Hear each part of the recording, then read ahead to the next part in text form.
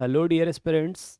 So I hope you have enjoyed the PYQs session that I called decoding the PYQs in the previous concept talk.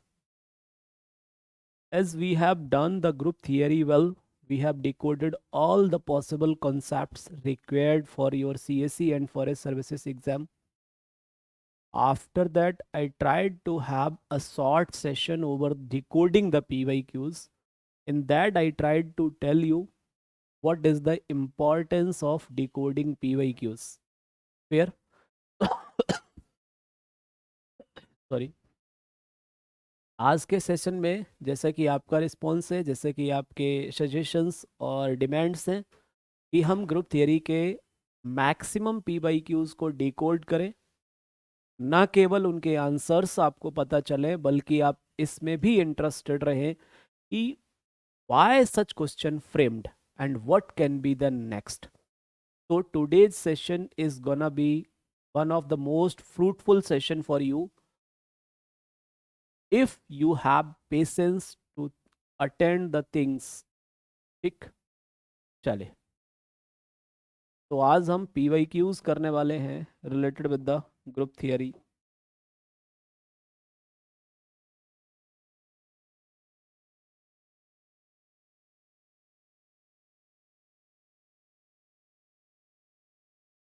ठीक है, एक एक question को हम decode करते हुए चलेंगे ताकि न केवल उसका मुझे आंसर पता चले बल्कि ये भी पता चले कि हाँ, इसके एनालिसिस के बेस पर हम कैसे अपने आप को तैयार कर सकते हैं according to demand of CSE and forest services both of the exams.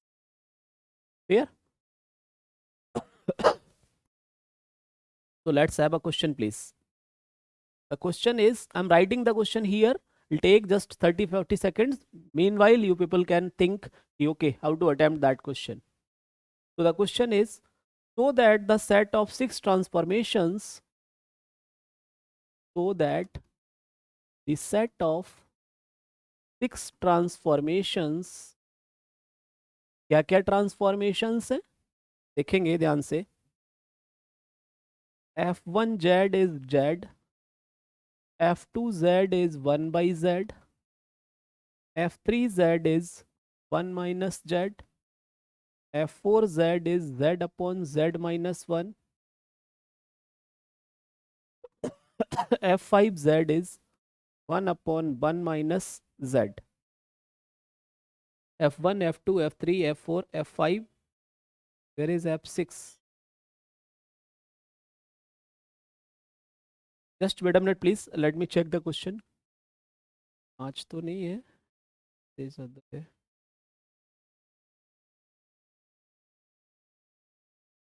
F6z भी दे रखा है, यहाँ पर लिख देता हूँ। F6z is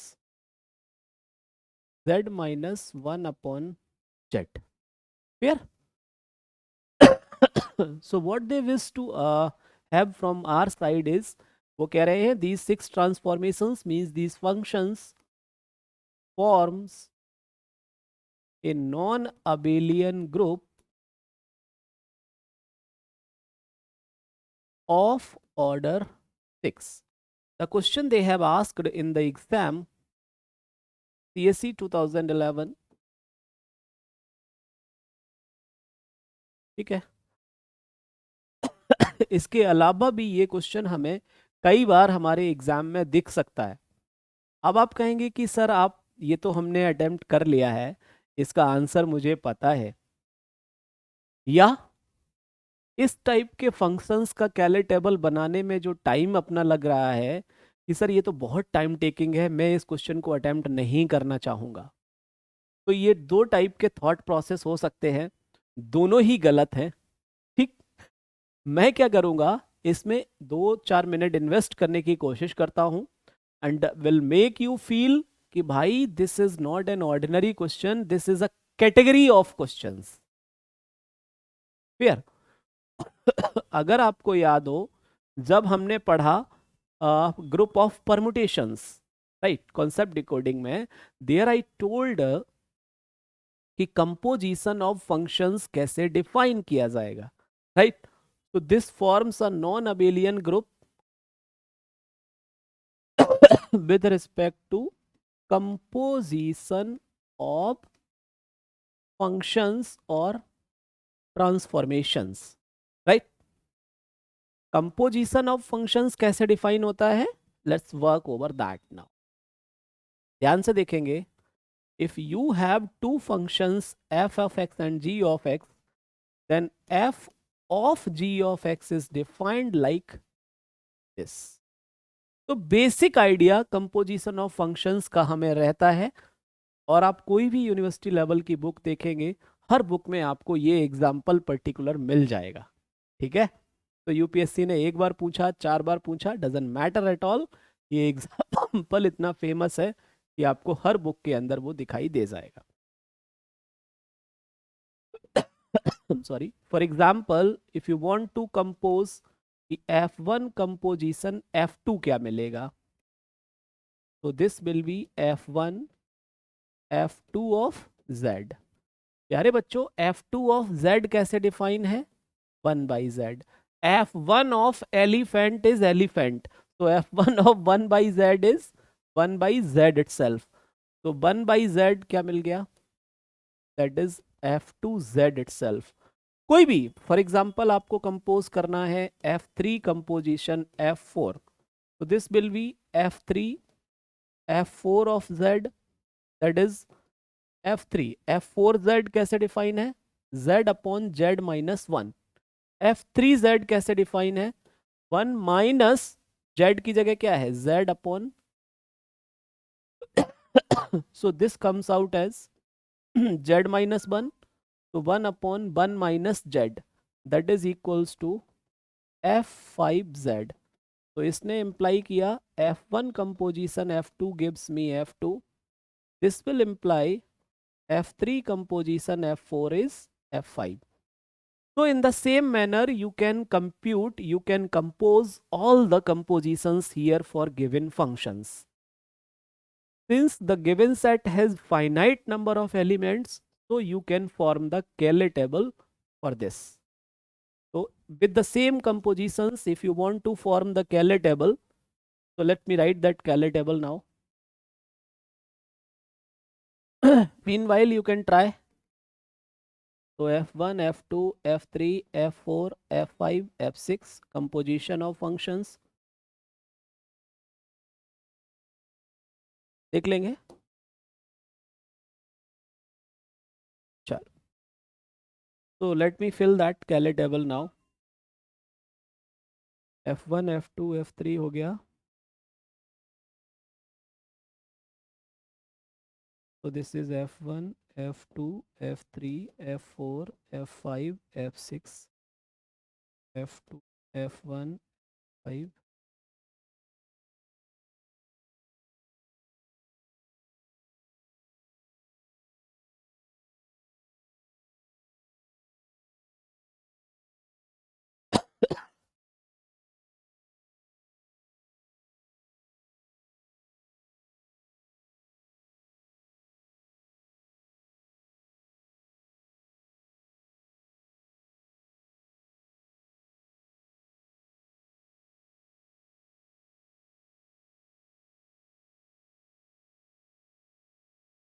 ये मैंने कैले टेबल आपके लिए इसलिए बना दिया ताकि आप एक क्रॉस एग्जामिन ज़रूर कर पाएँ. पर मेरी तरफ से जो आपको सजेशन है, जो मेरा अपना एक्सपीरियंस है, वो ये है कि दोस्त, एक बार इन सारे कंपोजिशंस को करके ज़रूर देखें. एक बार आराम से कीजिए. मान लीजिए आपको 15 मिनट लग गया, कोई दिक्कत नहीं है, एकदम से टेंशन वाली बात नहीं. अब क्या कीजिए, केवल ऑब्जर्वेशन के बेस पर दोबारा इस कैले टेबल को बनाने की कोशिश कीजिए. फॉर एग्जांपल, अगर मुझे कंपोज करना है f2 f4, ठीक है. अच्छा, f2 f4, तो f2 ऑफ f4 में रहेगा, तो f2 ऑफ दिस. अच्छा, f2 is this will become z minus 1 upon z. तो z minus 1 upon z is f6. तो f2 f4 will give me f6. 1 second से ज्यादा नहीं लगेगा. हाँ, अगर आपने ये फील नहीं किया एक बार तो आप एग्जाम हॉल में टाइम वेस्ट जरूर कर जाएंगे, ये मैं गारंटी के साथ कह रहा हूं। तो डिकोडिंग द पीवाईक्यूज में ना केवल आंसर्स बता रहा हूं, बल्कि आपको एज एन एस्पिरेंट आप कहां पर प्रॉब्लम फेस करेंगे, कहां आपको मेंटल एक्सरसाइज करके रखना चाहिए, this is also the target here. Okay, clearly closure associative identity inverse all are satisfied.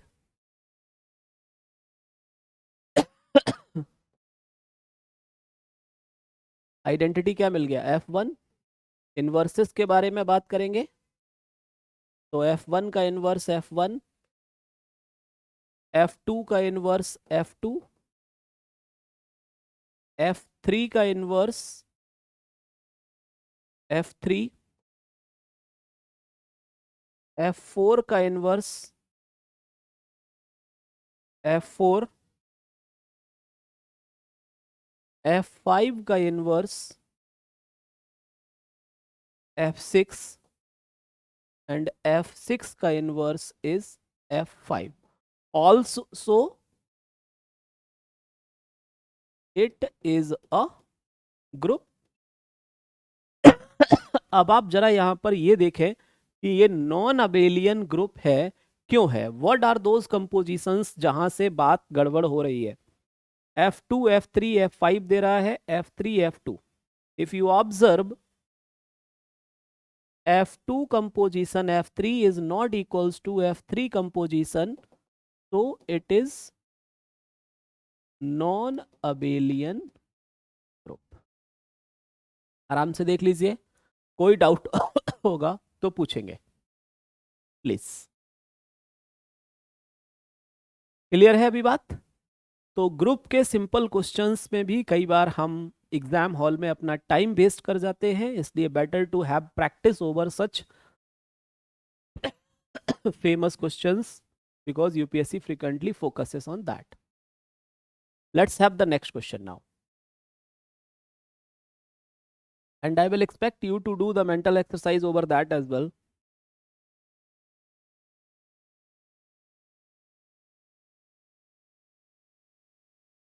Question है, they have asked in 2010 forest services,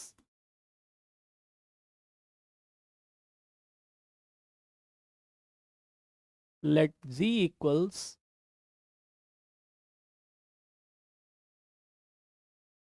where A is some real number, A is non-zero, so that G is a group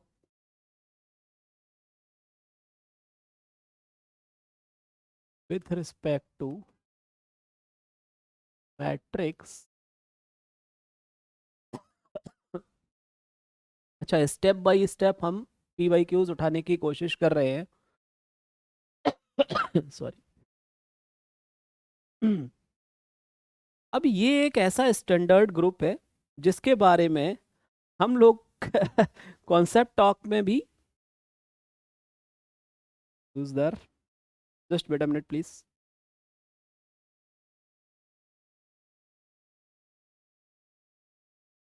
okay, fair. तो इसके बारे में हमने discuss कर रखा है पहले भी, क्योंकि अगर आप गैलियन देखेंगे तो एक्चुअली जनरल बुक्स में ये वाला एग्जाम्पल नहीं दे रखा है, लेकिन वो इतना ब्यूटीफुल एग्जाम्पल है कि होता क्या है, इस क्वेश्चन को क्यों डिस्कशन के पॉइंट ऑफ व्यू में लिया गया है।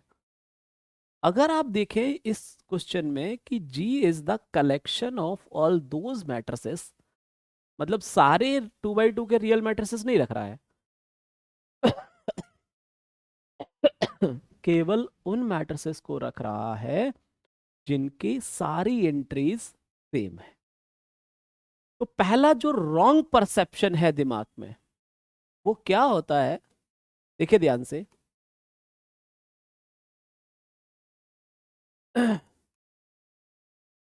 एक रॉन्ग परसेप्शन हम पाल लेते हैं। मान लो ये एलिमेंट है ए, चूंकि डिटर्मिनेंट है इसका 0, इसलिए A inverse does not exist तो G can not form a group. ठीक भाई, ये एकदम से गलत बात है, एकदम से गलत बात। क्यों है? अगर आपको डेफिनेशंस में इंटरेस्ट है, जैसा कि कॉन्सेप्ट टॉक के थ्रू मैंने आप में इनकलकेट करने की लगातार कोशिश की है, तो आपको पहली बार में ही ये चमक जाएगा कि ठीक है, एक सेट हमने को दे रखा है, उस सेट को एक कंपोजिशन के साथ में एसोसिएट कर रहे हैं, और हम closure associative identity inverse and all पर जाना चाहते हैं। Definition definition definition. ओके, चलिए, तो let's answer this. Be on the board please everyone. Since G is non empty, क्योंकि कोई भी एक, फॉर एग्जाम्पल 1 1 1, ये तो G के अंदर जाएगा ही। ठीक है, पहला पॉइंट। दूसरा, लेट A इक्वल्स A belongs to G, B equals then A multiplication B, क्योंकि हम किसके रिस्पेक्ट में चेक करना चाहते हैं? मैट्रिक्स मल्टीप्लीकेशन के रिस्पेक्ट में, राइट? तो this will become A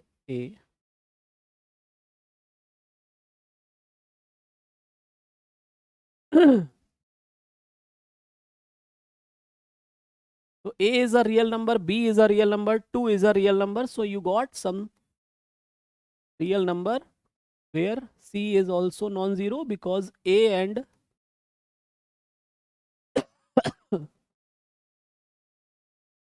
right, तो G के अंदर में C वाला जो मैट्रिक्स है वो G के अंदर चला जाएगा, क्योंकि G उन मैट्रिसेस 2 by 2 का कलेक्शन है जिसकी सारी एंट्रीज सेम है और नॉन जीरो है, राइट? तो हर पॉइंट का अपना मतलब होता है, ये आप नहीं लिखते हैं तो बहुत रटा हुआ सा नजर आता है, और प्रॉपर मैथमेटिकल लैंग्वेज लिखना जरूरी होता है। ठीक, तो व्हाट यू कैन से, तो G is closed with respect to matrix multiplication. Since matrix multiplication follows associativity, ये लाइन आपको लिखना जरूरी होता है, follows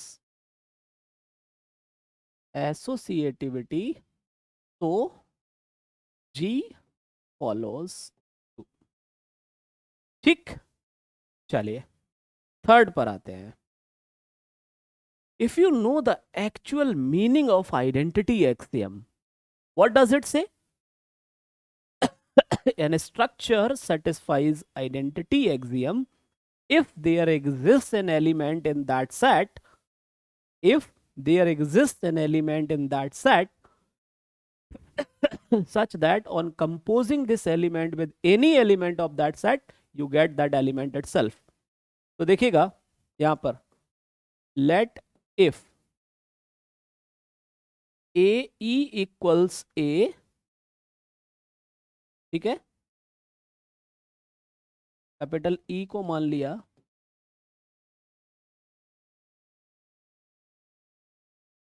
ध्यान से देखते रहिए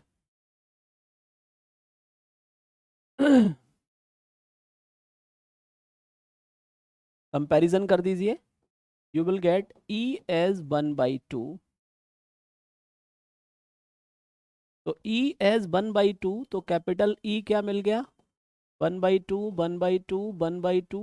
ऑब्वियसली ये कैपिटल G में जाएगा कि नहीं जाएगा? This E is in G। तो आइडेंटिटी एक्सियम और आपसे क्या कहता है, बोलिए? हो गया satisfy? That is there exist E इक्वल्स 1/2 1/2 1/2 belongs to G such that A E equals A for all A belongs to G.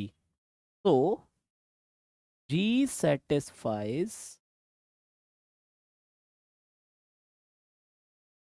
Identity axiom with respect to matrix multiplication, पूरी बात लिखना सीखेंगे.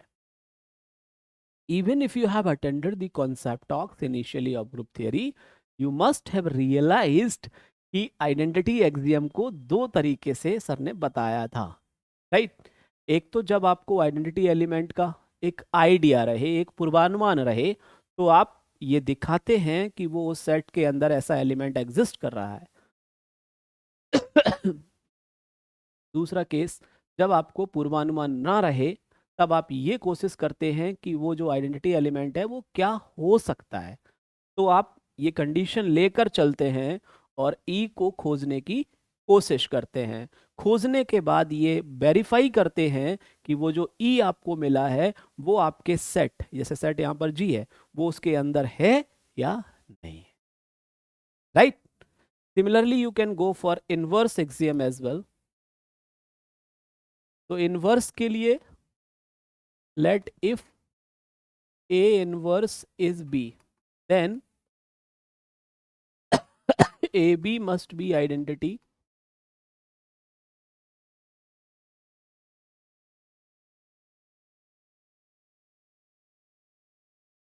this will imply 2AB 2AB 2AB 2AB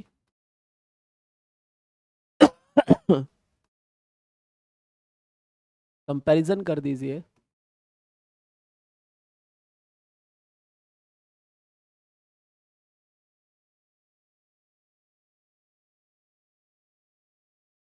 तो क्या हो गया, 1/4A 1/4A 1/4A, ये G में चला जाएगा such that AB equals identity element. तो A inverse is B, means that is, क्या लिखेंगे इसको, G satisfies inverse axiom with respect to matrix multiplication, right. So from first, second, third, fourth, therefore we can say G is a group with respect to matrix multiplication. तो ये एक बहुत beautiful example है. Even concept decoding में हमने इसको बहुत बेहतरीन तरीके से यूज भी किया था, राइट. अब आप देख लीजिए, और मेरी ये सजेशन है आपको कि जब भी आप चीज़ें डेफिनेशंस से आगे बढ़ना स्टार्ट करते हैं, आपकी दिक्कतें अपने आप खत्म होती चली जाती हैं. तो ये रॉन्ग परसेप्शन आई गेस अब आपके दिमाग में क्लियर हो चुका होगा. Yes sir, no. चलिए, ठीक चल रहा है अभी तक, कोई दिक्कत तो नहीं किसी को. तो let's have one more beautiful question for you guys. Group में ही देखते हैं, अगर कोई अच्छा सा होगा तो just let me check it.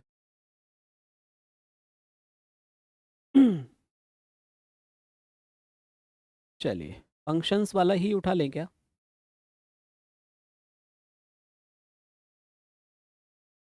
Question number 3.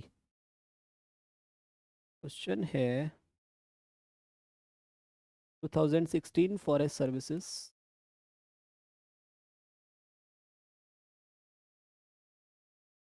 They're asking, prove that the set of all bisective functions,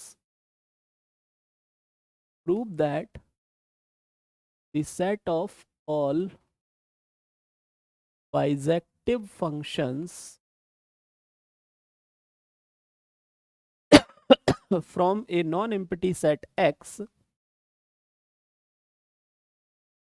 from a non-empty set X onto itself is a group with respect to usual composition of functions, with respect to usual composition of functions. प्यारे बच्चों, एक चीज मैं आपको यहां बोलना चाहूंगा. होता क्या है, कई बार हमें खासकर प्योर मैथ्स में चीजें बहुत ट्रिवियल नजर आती हैं, ठीक है। जैसे कि ये वाला question, many of you might be in the habit of, कि यार आसान है, अपने ने तो एसएन प्रूफ कर रखा है, इसमें क्या है। लेकिन जब आप एक्चुअल मैथमेटिकल लैंग्वेज में उसको रिप्रेजेंट करना स्टार्ट करते हैं, यू फील स्टक्ड। आपको ऐसा लगता है कि यार लिखना कैसे है। एम आई राइट? दिल पर हाथ रख के पूछिए। राइट? तो ये पर्टिकुलर क्वेश्चन जो मैंने आपके लिए उठाया है, वो इसलिए उठाया कि आप लिखना सीखें, कहाँ आप फंसते हैं, आपको ये अवेयर कराया जा सके, ठीक है। तो आसान सा प्रॉब्लम है, बट एक्सप्रेस करना जरूरी है। देखिए ध्यान से क्या किया है। मान लो let z is the collection of f, कहाँ से कहाँ तक है, x to x, and x is non-empty. f is bisective, means 1 1 and on 2. तो g का पहचान क्या है, इस सेट की पहचान क्या है, इसके अंदर वो फंक्शंस आ रहे हैं जो कि 1 1 on 2 फंक्शन है फ्रॉम x टू x पर, ठीक है। कोई दिक्कत? बहुत बढ़िया। देखिए ध्यान से।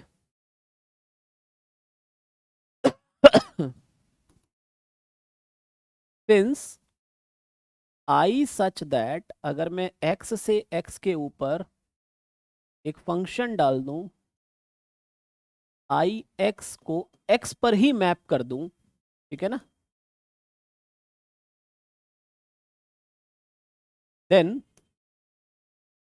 आई is a 1 1 on 2 function on x, right? That is I belongs to g, so g is non-empty set. जब भी अगर आप ऐसे स्टार्ट नहीं करते हैं तो आपके आंसर को अधूरा समझा जाता है, और फिर आप कहते हैं कि यार स्केलिंग हो गई होगी इसलिए मार्क्स कट गए। नहीं भाई, ऐसा नहीं है। आपने प्रॉपर जस्टिफिकेशन देना चाहिए, क्योंकि हर चीज का अपना मीनिंग होता है, ठीक है। चलो, नॉन एम्प्टी हो गया। अब जाएंगे हम क्लोजर पर, ठीक है। तो let f belongs to g, small g belongs to g। अगर f g में है तो this implies f is 1 1 and on 2, g is 1 1 and on 2। तो f composition is defined like is also a 1 1 on 2 function from x to x।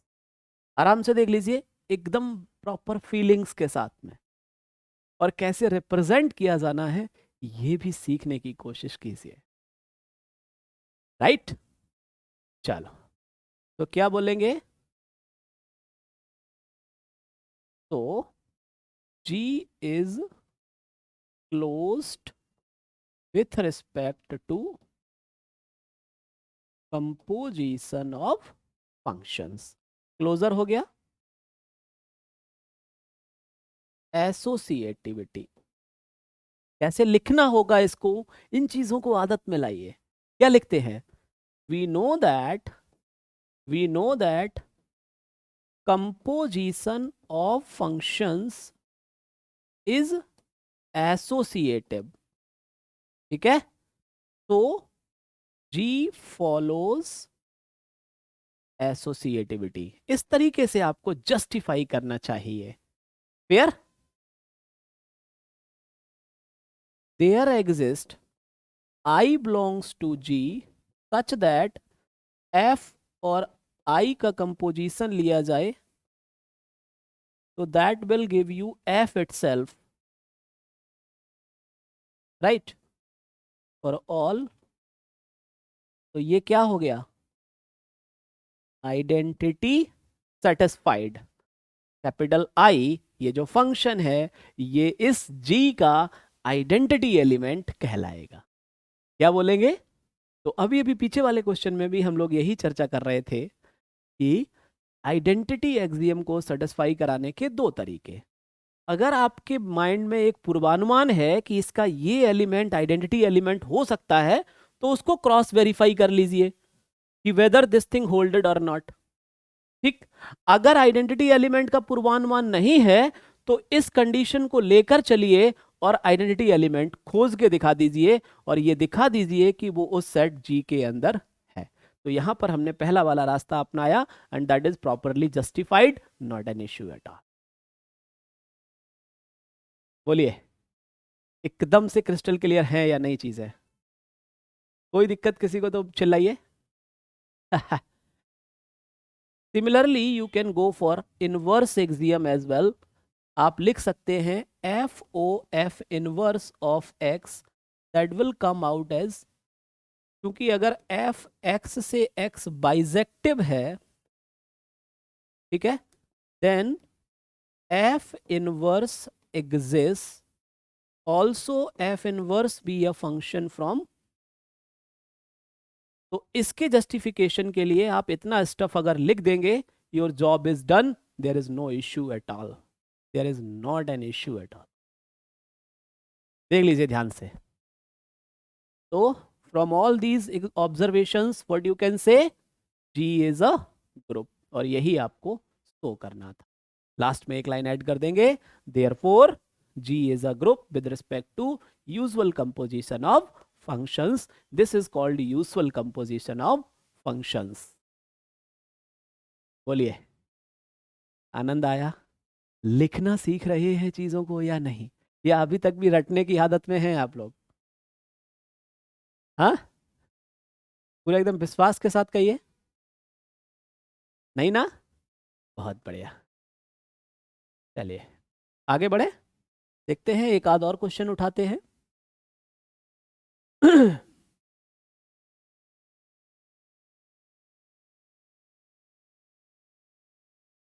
अच्छा question है, एक बार देख लेते हैं। क्वेश्चन कह रहा है let G be the set of all real numbers, let G sorry all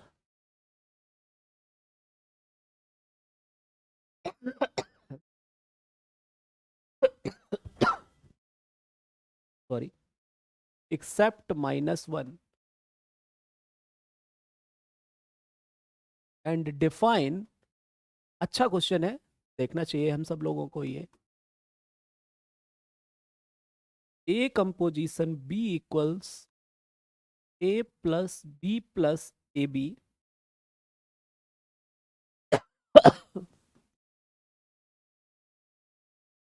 ठीक है, then prove that G is an abelian group, then prove that G is an abelian group. The question they asked in 2014 forest services.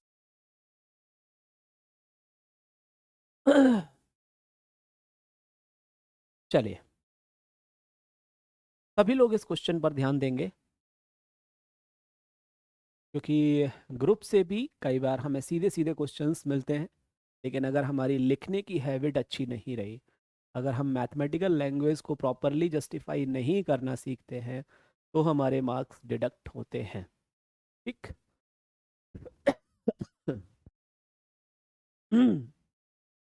तो let's answer this question. एक चीज मैं आपको और यहाँ बोलूंगा कि कभी भी क्वेश्चन में अगर कोई एक्सेप्शन, कोई इंपॉर्टेंट पॉइंट दे रखा है तो उसको जरूर नोटिस करें।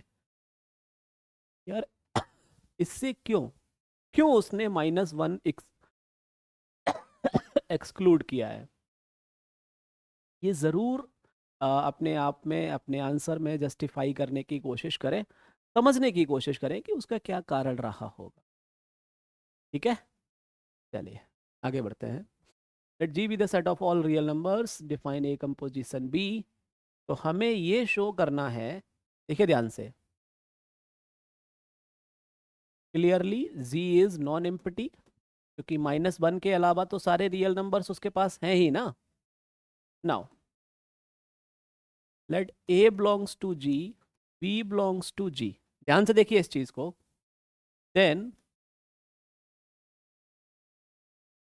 यही तो जानना चाहते हैं, right?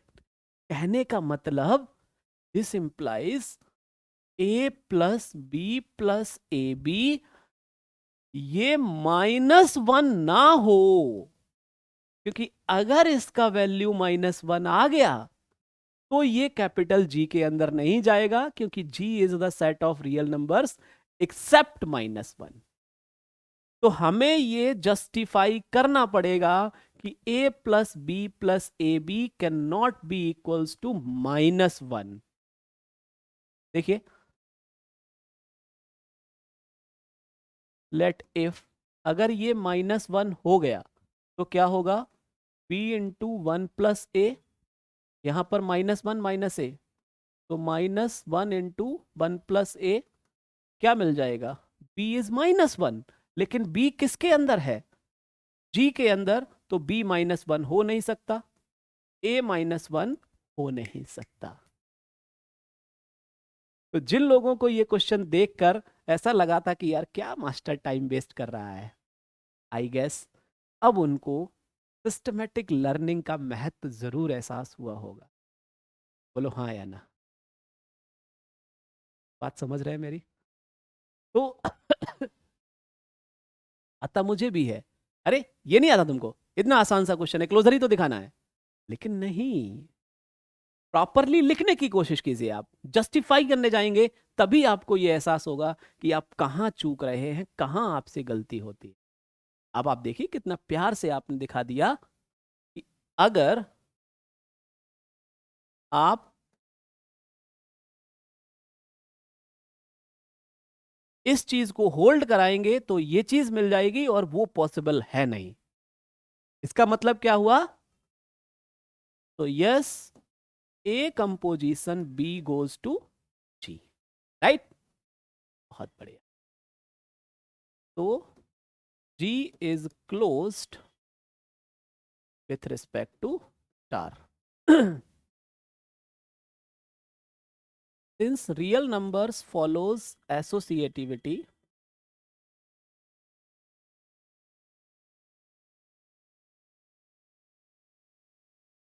with respect to addition, and so does for star in G। इतना लिख देंगे आपका काम हो जाएगा, ठीक है? आगे बढ़ते हैं, आइडेंटिटी के ऊपर जाते हैं।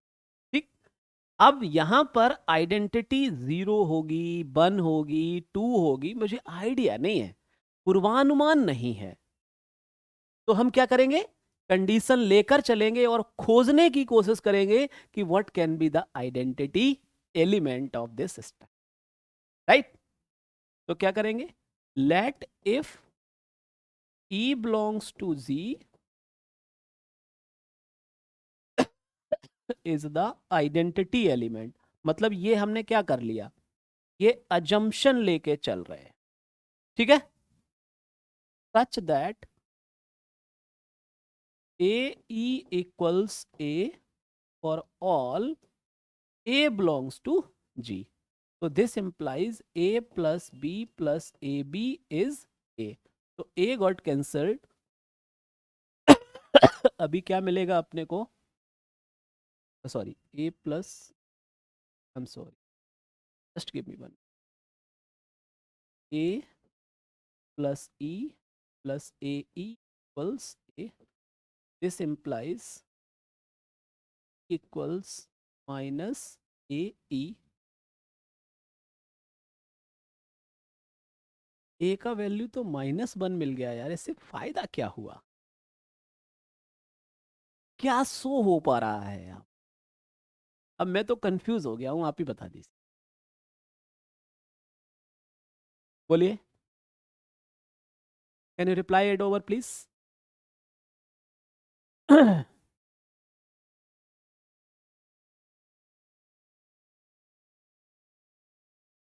बोलिए। मुझे चाहिए ई, राइट? तो ई का वैल्यू क्या मिलेगा मुझे यहां पर?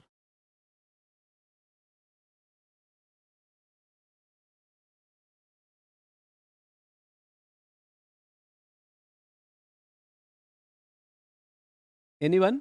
Any idea?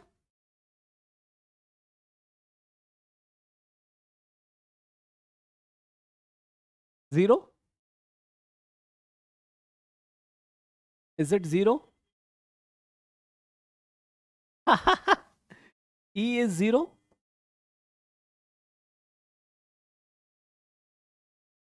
What else you can expect here?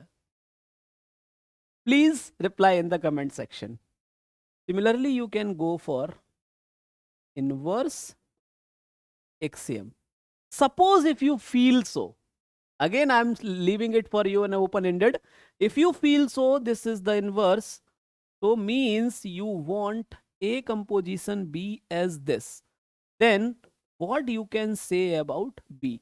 Whether that will be in G or not. That is the literal meaning here. कोई दिक्कत किसी को? कोई परेशानी? एक बार क्रॉस चेक कर लीजिए और इस टाइप के क्वेश्चंस में आप कहाँ फंसते हैं ये देख लीजिए। बाकी ग्रुप को लेकर और कोई क्वेश्चन होगा तो let me check it out. ये CSE 2010 में भी पूछा है, सेम क्वेश्चन, ठीक है?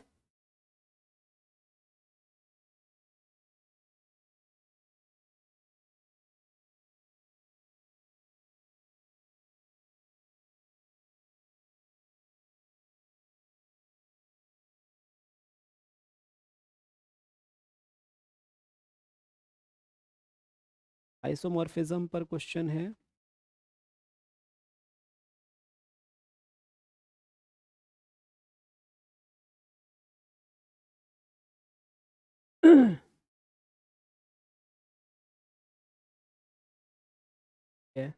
ठीक है। तो I guess with this interpretation groups को लेकर जितने भी क्वेश्चंस बन सकते हैं, बाकी आपने कॉन्सेप्ट टॉक्स अटेंड किए हुए ही है, तो आई कैन गारंटी कि with this set of information आज हमने ये जो PYQs किए हैं, एक कैटेगरीज ऑफ PYQs को डील करने की कोशिश की है। We are breaking the session here, we will have another session, in that we will have some different PYQs जहाँ पर बहुत छोटे छोटे से क्वेश्चंस होते हैं, लेकिन उनको सोचना कैसे उनको रिजल्ट में टर्न आउट करना है, ये बहुत ब्यूटीफुल एस्पेक्ट रहता है वहाँ पर, ठीक है? So I hope you people have enjoyed this session. If you want more questions like permutation group पे तो जो भर भर के questions बनते हैं, तो हमें एक separate session ही उसमें लगा सकते हैं। क्लियर? तो अगला कॉन्सेप्ट टॉक PYQs के रिलेटेड ही होगा, लेकिन बहुत बेहतरीन होने वाला है, बहुत फ्रूटफुल होने वाला है। तो I hope you all will attend that session with the same intent. So for today's session आज मैंने ग्रुप्स को अगर आपको दिखाना हो तो कहाँ पे क्या प्रॉब्लम हो सकती है, कहाँ पे किस पॉइंट को नोटिस करने की ज़रूरत होती है, ये बताने की कोशिश की। So we will meet in the next concept talk. Till then keep learning, keep smiling, good luck.